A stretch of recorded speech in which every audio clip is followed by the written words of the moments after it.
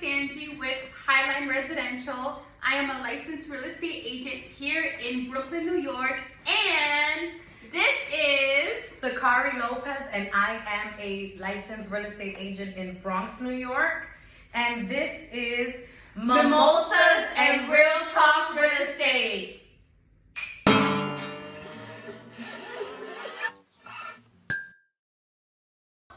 Today's topic is we're going to break down what's really going on in today's market. Are we in a buyer's or seller's market?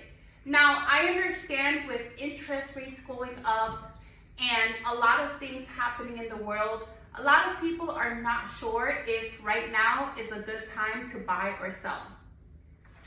And I just want to say that as licensed agent, our job is to ensure that we educate our buyers and our sellers to make the best financial decision for you and your family. That's our job as agents. Right. Because at the end of the day, we know that the financial decision is upon you and you got to do what's right for you, right? Absolutely. Real estate always depends on everybody's needs. So your needs may be different from mine, and my needs may be different from yours, but that doesn't mean that we can't help you in between. So let's get into it.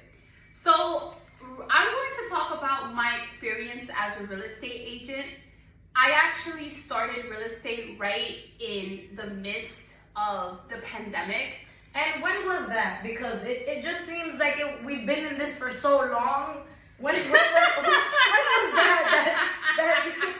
that you joined? Because it just seems like we've been in this trance for such a long time. I honestly started in 2020. I was still working my 9 to 5. I was working on getting my real estate license. So I was going to work from 9 to 5, 6 to 9 p.m. I was getting my license.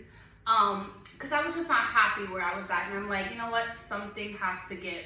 So I would say like during the end and the beginning of 2021, I officially became a full-time real estate agent and entrepreneur. Thank you. You too. For leaving that 9 to 5. I love it. We gotta chase our dreams, ladies and gentlemen. Absolutely. Right? I wanted to say that as a new agent, it was really, really hectic because, as you know, interest rates were originally between 4.5 to 5.5 before the pandemic, right? Yes. According to statistics. And so when the pandemic hit, interest rates actually dropped down to 3% and it fluctuated.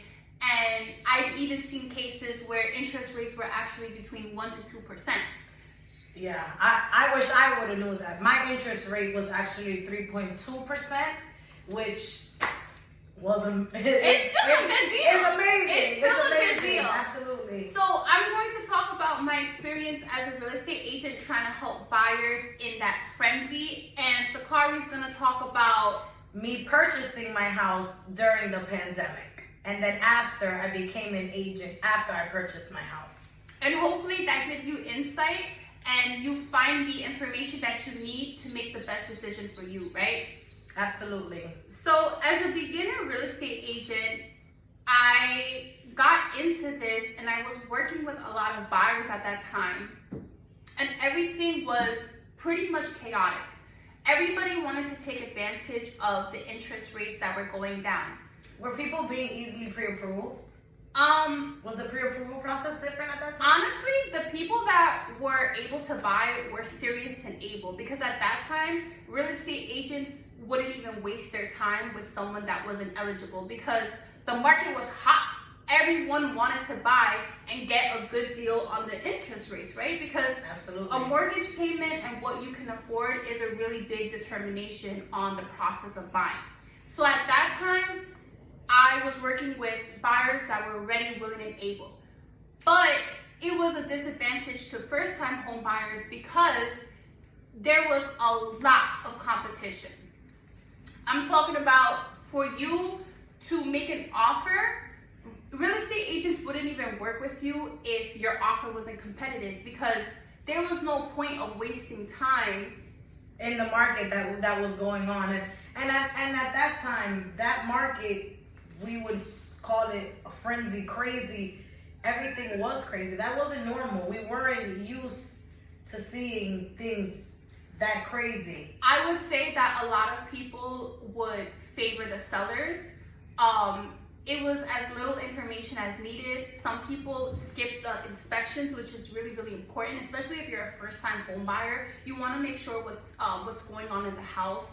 A lot of people Absolutely. were offering over asking prices, over 50, 100,000, 200,000, and this is in New York. So just New in York, that, yes, we're in New York. She's in Brooklyn, I'm in the Bronx, but this is New York. Yeah, so just imagine in other states, but what I was dealing with was competitive offers, over asking prices. Some people were just literally blindly buying houses without even inspecting the house or just finding out the information to buy, because it was in a chaotic frenzy. It was in a desperate state that people Just were like the trying to rest buy. of the world.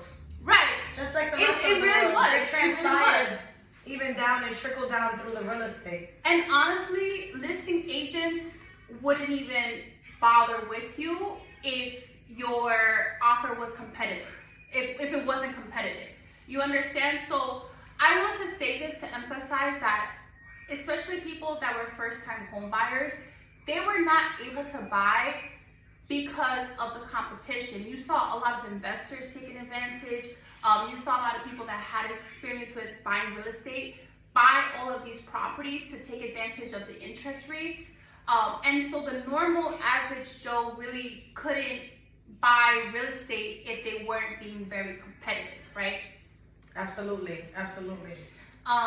So some people, a lot in that market, they just had to wait for the market to cool down, because even if they were able to afford a house on paper, truly with the competition that was going on, if it wasn't like compliant for the seller, favorable to the seller, they were just not able to buy, even if interest rates were really, really low. Then on top of that, you think about it, right? They're getting over asking price, but who's to say that the houses are gonna appraise for these values? Oh yeah, they were doing a lot of appraisal gaps. Naturally, exactly. So who's to say? So when you think about it, all that was also crazy, but I think that one thing that we could say is that a lot of people kind of got used to that type of market, because it's been for so long. You know, it's just like when they first told us about COVID, they were like, yeah, this thing, we don't know about it. It's gonna be 2020, then 2021, then 2022, and we're about to be in 2023. So I think that with everything changing, we also saw that through the real estate, but because it was going on for so long, it just seemed like a normal. But in reality, that wasn't normal. No. What was going on? What was going on in the real estate market during the pandemic was definitely not normal.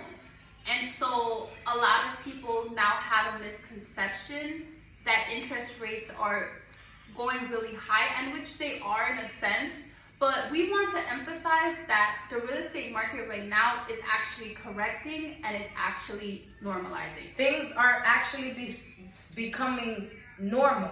This is actually normal. You're actually able to go buy a house and negotiate. If Angie is selling her house at 580 and I have 560, we should be able to still work together with some type of deal that you're happy enough and I'm happy enough to walk away with the job done, satisfied. So this is actually normal. You're supposed to buy a house and get a good deal on it for you to feel that you actually accomplished. Yeah, for sure. Basically, right now, there's a lot of room to negotiate. So even if buyers think, you know what, right now, interest rates are high, I don't want to buy, you have to look at the advantage and realize that there's a lot of room to negotiate if you want to buy a house.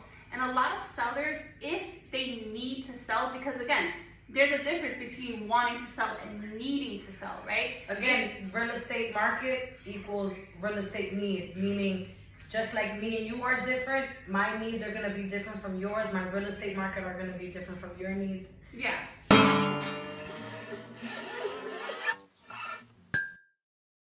Okay guys, so in this section, we're going to talk about your experience as the home buyer trying to buy a house in the pandemic. So let's get it. So one thing that I will definitely remember is no inventory. There was nothing. So I did all the right things. I saved money. I fixed my credit. But there was no inventory. I had this money ready to buy this house, but there was no houses on the market. That was a real problem. It was the same. That was a real problem. The same 20 abandoned houses that nobody else wanted on the market. The only 20. Everything else was gone. And it was very difficult because everything was COVID disclosure 19 forms, the pre-approval. They wanted to see everything. They wanted to make sure that you didn't have COVID. It was so much stuff in the midst of everything going on. Nobody knew what. And we didn't know what house to put an offer on because there were no houses. Right. Then when I finally found the house, I had another offer outbid me. But then the deal fell through. So there was another home. So there was another buyer for the house. Right. And they were in contract. Okay. Then they denied my offer. Then the deal fell through. Then they accepted my offer. Then when we were in contract for about like 4 months, it was crazy. But I got my interest rate at 3.2. But you know what I often think about is how the interest rates are at 7, but some of these properties are at 500,000, so they're actually under asking price, but the mortgage rates are over. So it balances out. It balances 100%. out between the price of the home and the interest rates because I paid more for my home, but my interest rate was low. so low. Yeah. So it balances out. But Right. I bet you, if I could get this house 30,000, 40,000 under, with the mortgage rate at 7, I probably would have balanced the same out. payments more or less that I'm looking at now. I want to piggyback off what you said. And do you remember those long lines in the open house? And listing agents or sellers would only let you view the house if you one person at a time, just like how they were doing in the stores. Don't you remember? Yeah, they it were was a only real letting thing. one person. They were doing the same thing in real estate. So to see the market now, everybody's like, "Oh my God, the market is so flexible. The market is so different now. The market, oh my God, it's not the same." But when you think about it, what we were in wasn't normal. The Never market is now normalizing. We're getting back to normal. We're able to negotiate. Basically, sellers would not let you inside of their homes if you wasn't pre-approved, if you didn't have your proof of funds, if you weren't vaccinated, if you didn't have the COVID-19 disclosures. It was just so much just to see a house compared to the flexibility of things just normalizing and you just being able to view a house. No, but one thing that you said was such a big thing was the inspections. People were not taking inspections just to get the house. That's a very important step, especially if you are someone buying a house for the first time. What a poor decision that you would take just to get the offer. It's just like blindly, like you're putting your hand in a bag, picking it out, and just praying and hoping that the best comes out. The best comes out. Because at the end of the day, one thing that I will say very honest is that as agents, we want to financially help you make the best decision for yourself. So if buying a house is not in your needs, that's fine with me too. Maybe you want to rent. That's okay too. Right. Because owning a home is a big responsibility as well. It's a huge financial decision. And at the end of the day, we protect your financial decision. At the end of the day, whatever you want to do, we're okay with. You know, the thing is that a lot of people view us as salespersons, and we are. Sales and business comes first.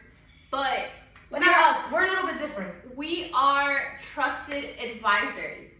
And Yes. we want to educate you, and this is why we are starting our series to make sure that you have the correct decision before making the decision for yourself, right? Just some knowledge. Just some knowledge that two beautiful Latina girls can help you guys. And like I said, whether it is tips, whether it is ideas, whether it is what we'll be cooking next on next week's episode, or what we'll be drinking on next week's episode. This week was actually coconut and pineapple. Ooh, it is good. Those cocktails is good. Leave a comment down below. Let us know what kind of cocktails you would like us to make for the next time, or any ideas, because we are down. We are not just real estate agents. We are two girls from the Bronx, from Brooklyn, ready to give you real estate advice, but give it into our perspectives. And this is why it is honest, real talk. Honest, raw, organic, and this is why this is mimosas and real talk real estate. Yes. Catch us on the next episode, guys. If you guys like it, make sure to comment, like, leave a message, and give us our next idea. Subscribe. I hope you guys enjoyed today's topic, and we will be talking about a lot more. So stay tuned, okay? Let us know what you want to talk about next. All right.